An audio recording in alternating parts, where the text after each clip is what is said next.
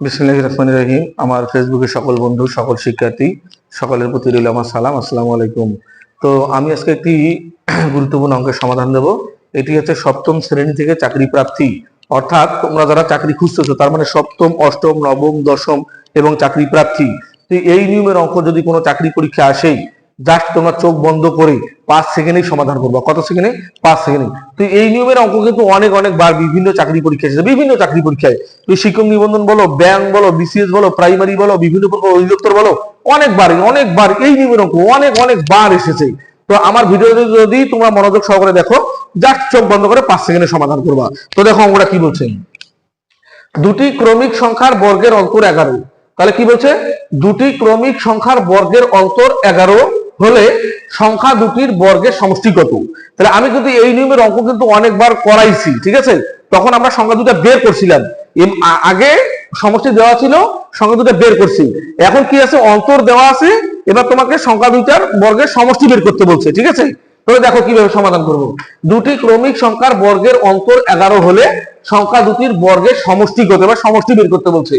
তো আমি তোমাদেরকে এই নিয়মের অঙ্কতে অনেকবার বলেছি যে প্রথম কাজ হচ্ছে সংখ্যা দুটো আমরা বের করব। কিভাবে বের করব?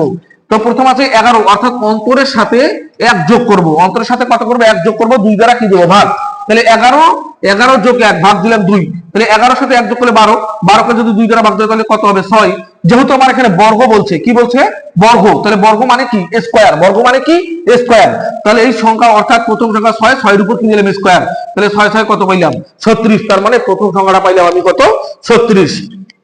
অর্থাৎ কিভাবে পাইলাম? বর্গ করে সংখ্যাটা পাইছি 36।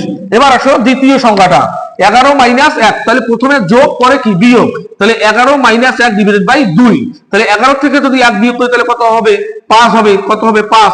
তাহলে 5 এর উপর যদি স্কয়ার করি, যেহেতু আমার এখানে বর্গ বলছে, তাহলে 5 এর উপর স্কয়ার মানে 5 5 কত? 25। তাহলে এখন এই সংখ্যা দুইটা আমাকে বের করতে বলছে কি? সমষ্টি। তার মানে 36 আর 25 যদি যোগ করি তাহলে আমি পাবো কত?